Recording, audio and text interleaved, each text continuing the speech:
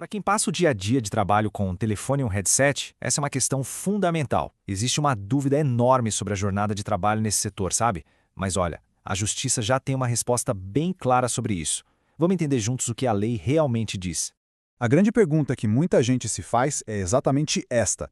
Afinal, a jornada correta é de 6 ou de 8 horas? E a resposta para isso, veja bem, não é uma questão de opinião, não. É uma questão de lei. Vamos ver o que as decisões oficiais nos contam. Essa é uma dúvida super comum, mas a boa notícia é que o Tribunal Superior do Trabalho, que é assim a instância máxima da justiça trabalhista no Brasil, já estabeleceu uma regra bem definida para acabar com essa incerteza.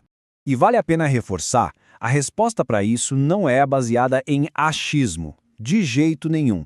Ela vem de uma decisão consolidada pelo TST, o Tribunal Superior do Trabalho. Vamos mergulhar em que regra é essa.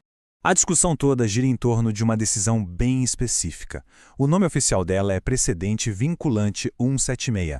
É esse documento que, basicamente, define as regras do jogo nesse assunto. E o que significa esse nome, precedente vinculante? Pensa assim, é como se fosse uma regra de ouro. É uma decisão do Tribunal Superior que todos, absolutamente todos os outros juízes do trabalho no país são obrigados a seguir. Ou seja, tem força de lei nos julgamentos.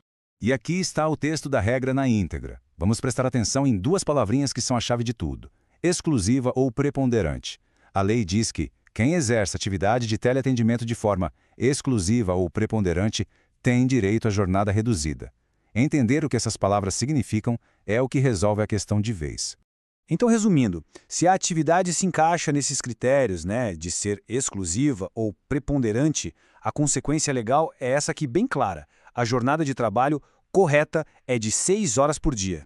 Agora vamos focar no termo que gera mais debate. A palavra exclusiva é fácil de entender, né? Significa que a pessoa só faz aquilo. Mas é o conceito de preponderante, que na maioria das vezes decide os casos na justiça.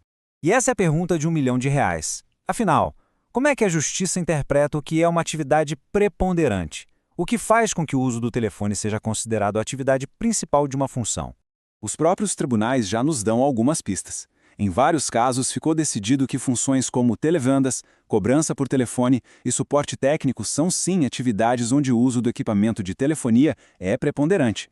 Esse quadro aqui ajuda a gente a visualizar bem a diferença. Pensa assim, na atividade preponderante, o trabalho simplesmente não acontece sem o uso constante do telefone. Agora, se o telefone é só uma ferramenta de apoio para outras tarefas, aí ele é considerado secundário. E para deixar isso ainda mais claro, nada melhor do que analisar um caso real. Um caso em que o direito à jornada de 6 horas foi negado. Isso nos ajuda a entender exatamente onde está a linha que separa uma coisa da outra.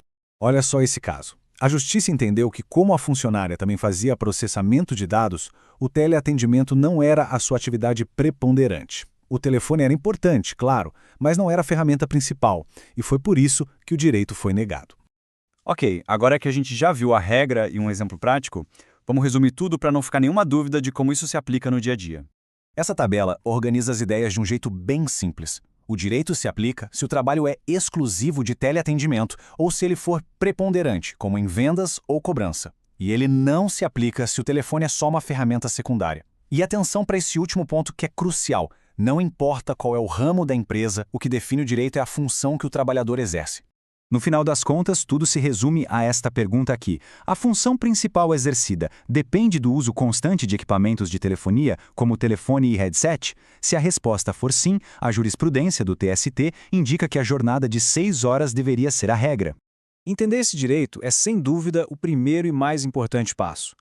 Com essa informação em mãos, a reflexão que fica é: como esse entendimento pode, na prática, ajudar a construir relações de trabalho mais justas e garantir que a lei seja cumprida para todo mundo?